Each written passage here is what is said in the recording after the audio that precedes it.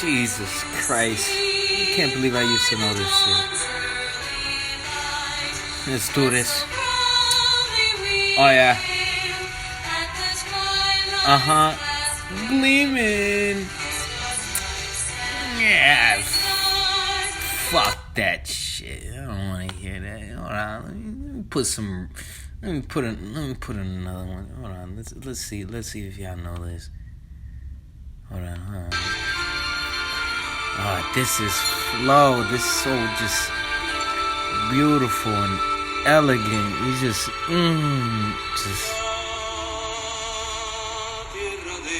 Borinquen, donde he nacido yo. Wait, una jardín de Florida.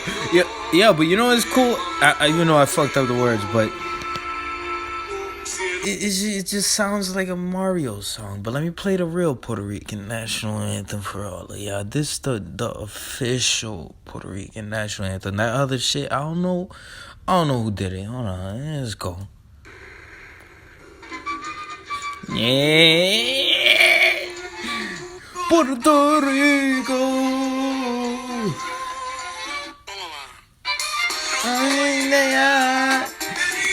I gotta stop before they take my shit off. They gonna be like, this motherfucker just playing fucking YouTube shit. They demonetized my shit.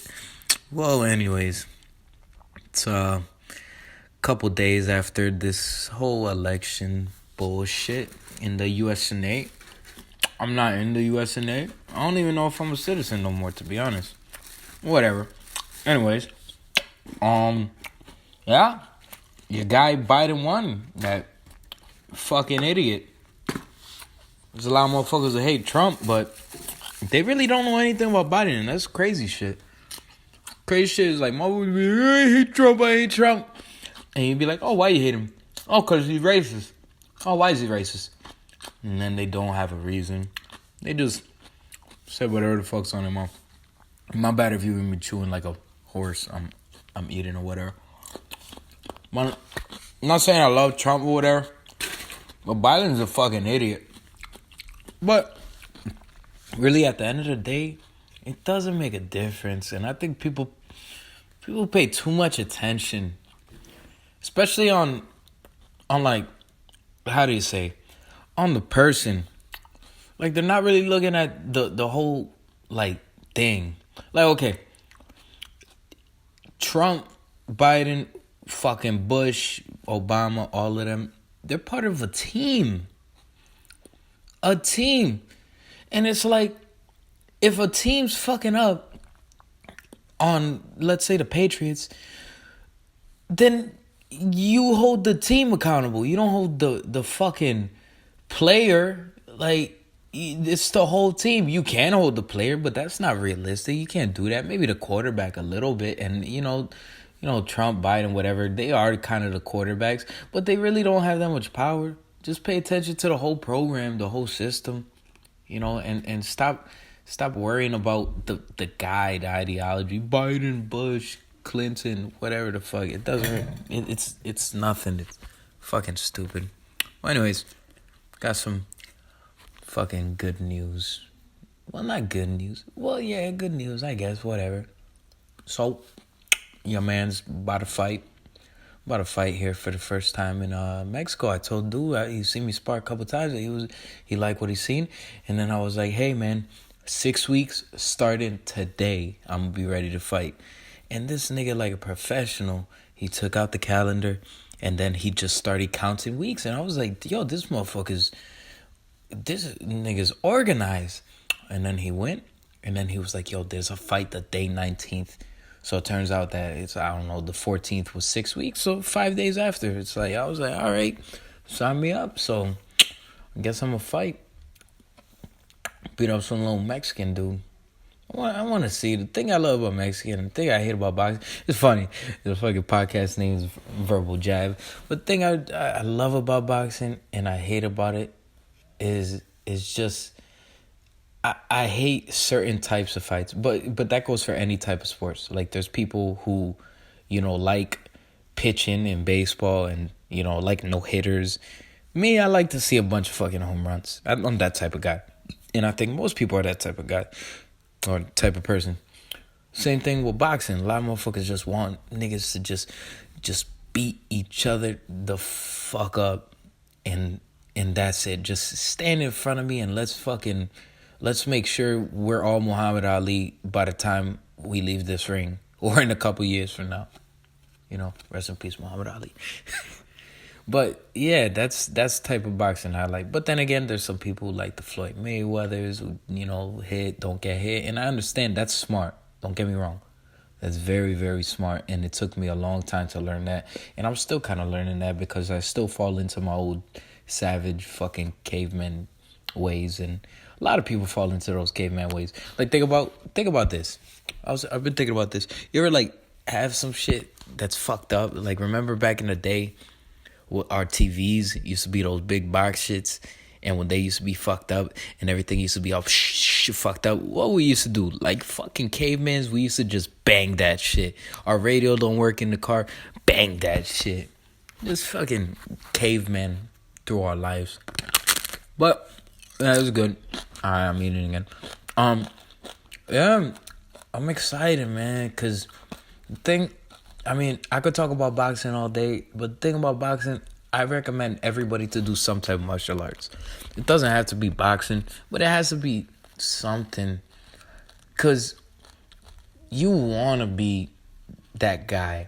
Not even because of other people. It's not like you want people to fear you because it's weak. Like, if I abuse my power and I pick on some little soft guy, then I'm a bitch. I'm a fucking punk. But if I can harness that and use it in a positive way to release some of that anger I have, some of them demons, some of that anxiety, some of, whatever, then it's just going to make me a better person. It's going to make me more disciplined. It's going to help my physical health. It's going to show me that, it's not all about anger and, violence or whatever, which it is a violent sport, but it's not really all about violence. There's a lot that goes into, you could say, boxing. And a lot of people, boxing and I want to say comedy are two things that people don't understand. The thing that people don't understand about them is that they are very lonely and dark places. So a lot of comedians, they have a very fucked up past. And the reason they have a fucked up past is I don't know. I don't know why they have it, but I know why they're in comedy. It's to kind of like laugh at that pain. Like, Kevin Hart special, Laugh at My Pain. That came from reason. That came from like some real place. Like, if you read Kevin Hart's book, you'd be like, damn, this motherfucker was really, just out there just laughing at his pain because it's true. It's you either laugh or you cry. And I don't know about you, but I'd rather laugh than cry any day. I'm not saying that, we shouldn't cry because, there's time and place for everything. But, I'd rather laugh. There's nothing wrong with laughing. Just think back at the most fucked up things that's happened to you in your life. Whoever's listening to this. Those times were probably the funniest. Like, no bullshit. Maybe you got fucking molested when you were 9. You can't be like, oh, these fucking hilarious. No, but certain situations are pretty fucking hilarious. Like, I think back about, let's say my traumatized, like, childhood and shit. And I just think about how much laughter I can do just based on those situations. Like, okay, I'm trying to think of a good example. You be like, so maybe people can understand me. No, I'm not gonna go that deep. It's fucking too early in the podcast. I don't want to reveal myself. But a little fucking example. There was one time, I remember I had a girlfriend at the time, and we was in the middle of a party. I was a grown ass man, and no, I'm not even gonna say. I'm gonna say another one. One time I went to a strip club, and I got kicked out of the strip club. But the thing about the strip club was I threw up in it. So when I threw up, interesting. And I'll explain that in a second. So I went to a strip club. I started drinking too much. So the thing is I started taking a shot. It was a 40-minute drive from where I was at. And my homegirl, no names to be said, picked me up. And we're driving. And every 5 minutes, as I'm driving her car, I'm taking a shot. So every 5 minutes, shot, shot, shot. So if you do the math, that's 1, 2, 3, 4, 5, 6, 7, 8. And then I remember before we left, I took 3 shots. So 8. So I'm on 11 shots before. Oh, plus the one shot before when we started. So 11, 12 shots. So I'm at 12 shots right there. And then I remember we went into the club, and then one of my homeboys bought drinks for everybody. 1 shot, 2 shot, and we're in the strip club, and we're just looking at these bitches. It's whatever. And then it was, my homegirl, whatever. And so I'm taking a shot, and I'm still feeling nice. It hasn't hit me yet, but as you know, things change. So then I remember she said, "Yo, can you get my purse in the car, whatever?" And I was like, yeah, I got you. So I went to the car, and here's why I fucked up. I went into the car, and then I seen the bottle. There was still a little bit left. I don't know what it was. It was some goofy shit like fucking Smirnoff Apple or something. And then I look at it. I'm like, should I? Yep. So I took like 2, 3 more shots because I was like, we're going to go in. I was being a cheap motherfucker. I was like, nah, I'm not going to, whatever, blah, blah, blah. So I took 1, 2, 3, just real fat, big shots. Went inside. That shit sent me to hell. Because I went inside, I sat down, and we're like maybe, I don't know, like 10 feet away from the where the strippers are dancing or whatever, and we're sitting down at a little table, and then like there's like a hookah in front of us. My boy's smoking it or whatever, and I just remember I lost it for like 1/10 of a second. I threw up on the floor because my whole thing was going, but I threw up on the floor, but it was like a 1 second like, and that was it. And then what I did that was pretty slick is I look at my boy in the eye, and then I just pretended like I didn't throw up. Until the people around me, like, they started noticing, and they're like, yo, what's that smell? And then, I woke up, I went to the bathroom. And when I went to the bathroom, I was there for, I don't even know, let's say 30 minutes. I don't remember, because at that point, I was like fading in and out. So I sit down on the toilet. I wasn't taking a shit, wasn't pissing, nothing. Just sat down. And then I remember that the little black dude who was like in there just, giving people soap or whatever, trying to get his tips and whatnot. He came out after like 30 minutes and seen, my boy. And he called my boy in, and he was like, yo, check on your friend. He's been in the stall for like 30 minutes. Then they knocked on the stall, and I immediately woke up. I woke up automatically, walked in, went to the bar. I was at the side of the bar, and I sat down. I had my head down. And you're in the worst, most fucked up predicament when you're just in your head, just, no, don't throw up. And it's taking every single thing in you. It's taking all the willpower you have in you to say, no, you can do it. Don't throw up. It's okay. The world's moving. It's okay. It's not okay. It's okay. It's not okay. And then I just threw up all over the place right there in the middle of the strip club. And and I just remember, the bouncers, they went to take me out, and as they go, I just remember looking back at my boys and just putting a big smile on my face. And then I just went in, girl sitting on my face in the car. I don't remember what happened after that, to be honest, but I just remember, I don't remember. I just remember it was a funny night. And maybe I might not be able to say the story the funniest, but it was a funny story. So, before I just keep rambling, it's some goofy shit. But anyways, what the fuck to talk about? I wish I had questions like the last time. I would just play music and just chill with motherfuckers. Well, I had some funny shit go down this week. So I went to, where was I? I was somewhere in San Diego. I don't fucking know. I'm talking to this guy over there.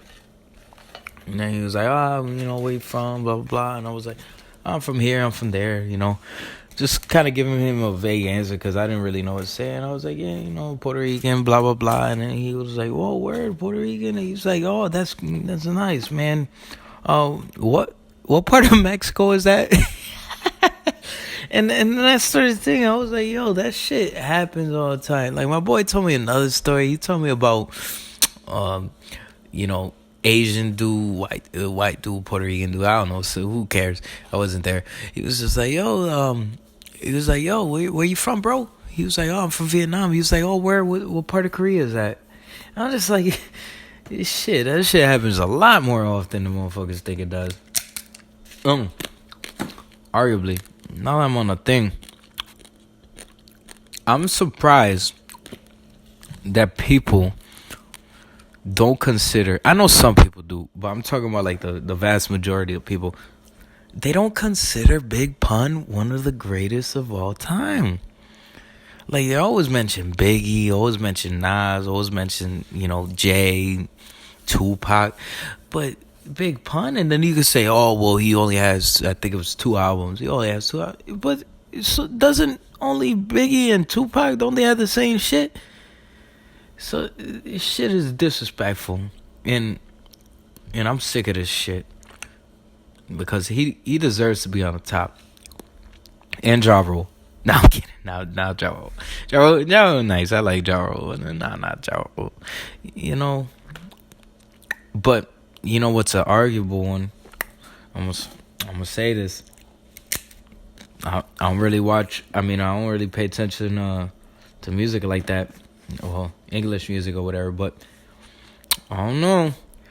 Okay, I'm not gonna say this because it's just messed up. Because I gotta respect the man. But I was talking about Eminem. Eminem is one of the greatest of all time. I think people already, solidified his legacy. But at what point do you tell, at what point do you tell somebody to stop making music? Because does it tarnish, somebody's legacy? Like, you can even say this in sports. Like, so Eli Manning, he had some great years. He won 2 Super Bowls. But then he was a fucking piece of shit for like 10 years. So, are you basing him on the beginning or the end? You know what I mean? It's weird. I don't know. But most of the time what sucks, and I'm probably being a hypocrite right now, but people base things on the end and not the beginning. Unless you're talking about people and when it comes to life changes. Like, if I'm a homophobe like 20 years ago, they're gonna try to dig up some dirt and be like, oh, you was saying faggot back in fucking 2006. And I was like, yeah, motherfucker, you were saying faggot too. Because everybody was saying faggot. Now, people don't say it. So, shut the fuck up. But that's only, like, situations when they're trying to, like, vilify you for something. That's the only time that they will not accept, the front end and accept the back end. You know what I mean? I know what I mean. But when it comes to, like, careers and music and stuff like that, they always pay attention to the beginning. Like, in a boxing fight, you can lose the first 6 rounds and win the last 6 rounds. So it should be a draw on paper because every round is scored individually. But almost every single time, the guy who wins the last 6 rounds will win the fight because that's what people pay attention to. It's almost like that spirit of like, you could say a comeback or something like that. But yeah, anyways, because Eminem's music recently actually it's been pretty good. But I'm talking about like the entirety of, since I want to say maybe Relapse like is when he really started going downhill. So he's still a legend, but like, at what point do you use that, or are you, once you're solidified as a legend, it doesn't matter, you could come out with some fucking MC Hammer, can't touch this shit, and people will still be like, I mean, it's Eminem. I'm not saying he's doing that, but just in general. I'm not just saying it with Eminem. I'm saying it with all these motherfuckers. Anyways, I don't know.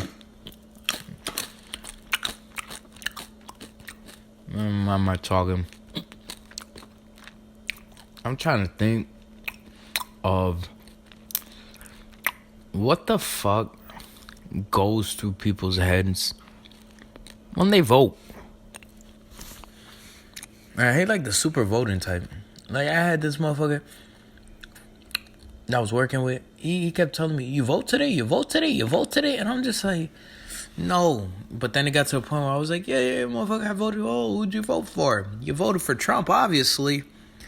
And I was like, nah, man, I didn't vote for anybody because I didn't want to say anything, like, because that's controversial, especially with like white people. You start saying your political association, then motherfuckers will disown you and start doing some goofy shit.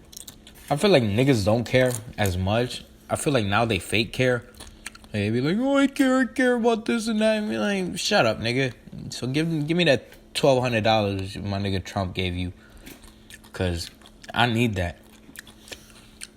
But as long as you get paid every week, that's all that should matter. But it's weird because I was at the Barson gym today too, and then like some Americans came down, and they started talking to the coaches or whatever, and then this guy like trying to like basically get on their good side. He'd be like, yeah, man, you guys did it and got the Trump guy out and blah blah blah. The guy was like Hitler. I was like, the motherfucker like Hitler? I was like, do you know what Hitler did? I was like, shit, Trump couldn't even shine Hitler's shoes. I'm not saying like Hitler was great, man, but it's like, god damn, that's a big leap to call this motherfucker who just said some shit about like Mexicans being rapists and shit Hitler. That shit's fucking hilarious, if you ask me. I think it was just a weird place, but I think that asshole Trump did show the beauty of what the United States is, and that's you can have the host of a Celebrity Apprentice being the leader of, I guess, what they called the free world. I don't even know why they called the United States a free world, because there's other free places. You know what I mean? I know this is like the strongest country, technically, I guess on paper, in the world, but like, why is that title? Like, I need to do some research because I don't know, like, was there other countries that were free beforehand? You know what I mean? Maybe this is the first country that was free, but I don't believe that shit. I don't believe that shit at all. And you know what's weird? That freedom shit is weird because in the United States you're free, but it comes at a price. Like when you have a decent amount of money, yeah, it's pretty free. But when you don't, it kind of sucks. Like there's so many rules and regulations, and you can't get out the struggle in so many different ways. And I don't think people understand how nuanced that position is to say free this, free that. Cause you go some places in Mexico, and if you want to talk about freedom, I'll show you freedom. Pay me a visit, and I'll show you freedom. But I don't know. I really don't know. Oh, Colombia's free. Man, I was in Colombia in 2017. I should make a podcast just talking about my travel stories because I got a lot. But, man, I was in Colombia in 2017, if I'm not mistaken. And, oh, my God, Jesus Christ. Stop, I'm having like a little baby orgasm. It was just an amazing place, just all across the board, amazing freedom. I remember one time this guy, actually, he was talking about, I think, San Diego, out of all places. We was on the beach. We was at a private beach. Like he got like a little rowboat. We rowed over to the private beach, and we're sitting down. I'm sitting down with my boy and the guy who bring us, and I'm drinking a beer. So I'm drinking a beer on the beach. So that's number one. I'm looking in front. I'm just seeing thongs and asses and just warm ass Caribbean water, and I'm just basically just in love right there. And then um, there's a guy behind me, and he's like grilling food, and it's not like he had a business. It's just fucking bring a grill, and he's like, this is, he's grilling food. And then there's a motherfucker next to me, and then the guy I'm talking about like some coke. I'm like, oh yeah, you got the coke, and then he was like, yeah, get it. And then he bring his boy over. His boy bring out a fucking big ass, rock of cocaine, and I'm seeing all this shit down, and there was like two people next to, like, maybe like, I don't know, 2 yards next to this guy smoking a blunt. And then meanwhile there's this music playing, and then this guy said, you know what, they talk about all that freedom shit in the USA, but I don't think they know freedom. I got a friend in San Diego, and he said you can't drink on the beach, you can't eat on the beach, you can't smoke on the beach. And then he said, look around, look at this. And then that's when I noticed all those things that I mentioned earlier. And I was like, oh my God, this is freedom. It's so great. Actual freedom is the most amazing thing in the world. When you don't gotta worry about a damn thing. Just when we gonna eat, when we gonna do that.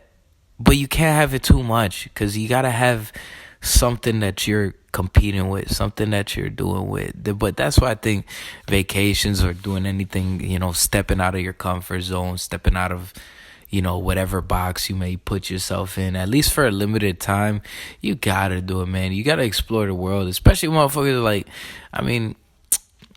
people, Americans, I'll say, don't explore the world enough. Like, it sucks, especially like the poor ones. And even when they do, it's like it's limited.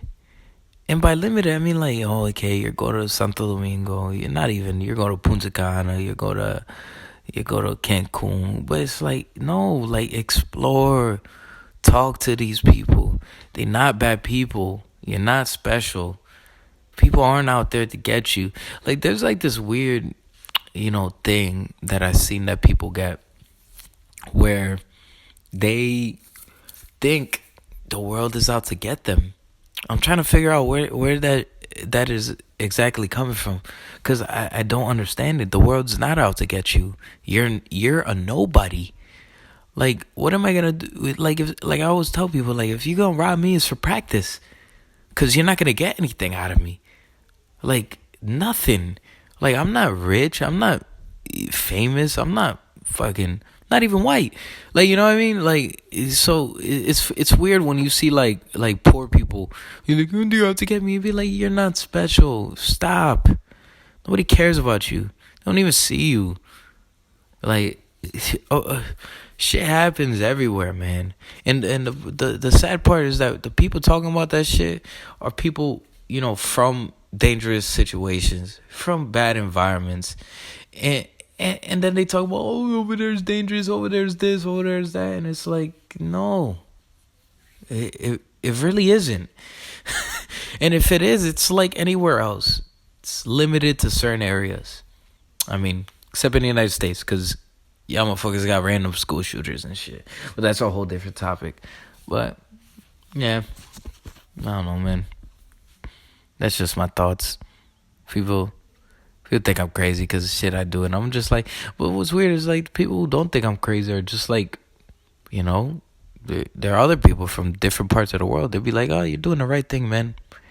Because it's cool to know people. Because I sincerely think that there's more good people in the world than bad people, and my experiences have told me that. I never had, I'm lying, I've had bad experiences, but not as many as good experiences, by far. But that's pretty much life. But the bad always gets amplified. And actually, I've been hearing this, a couple times recently in like podcasts from like scientists and doctors and all that, whatever. And they say that came from back in like caveman days or whatever. I don't know how true it is. It could be, whatever, who cares? But they said the caveman who's optimistic and always, whatever, like just, oh, well, everything's gonna be fine, naive, that motherfucker would die. And the cavemen who were always anxious and alert and whatever for whatever was coming their way, those are the motherfuckers that would live.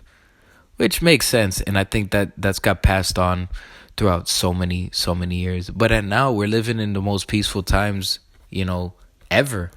So yeah, we gotta be alert. We gotta be cautious of what's going on. But at this point in time in our lives, now it's really safe. We don't need to be as worried as we needed. And if you gotta be worried where you're at, then I would suggest you change what you're doing or change your situation, because you could do it. Like, I don't know where this idea that you gotta stay in a fucked up or abusive or just messed up situation came from. A lot of people do that all the time, and sometimes they do it for like title reasons. And by title reasons, I mean like let's say your mother or your father's abusing you. A lot of people expect you to deal with the abuse because it's those people abusing you, and it's like, no, fuck that. We're just passing through this life. We don't need to, deal with any type of abuse. Like, what the fuck? Just because a title? I see motherfuckers get in a gang and be like, oh, well, I mean, this guy, killed my friend, but I mean, he's in my gang. And you're just like, are you fucking kidding me? Just because the title of you being in a gang, you don't even know the guy who killed your actual friend? And this shit's ridiculous. Man, I've been rambling for a while. All right, I'm gonna wrap this bitch up. I gotta wash my ass. I can smell my dick from fuck. Ugh, it smells like. Hold on. Oh no, that's my feet. It's not my dick. Oh shit. You guys, peace out. Be safe. Just know that with the whole election shit, if you did vote, cool, whatever. If you didn't vote, cool, whatever. But I'll tell you this.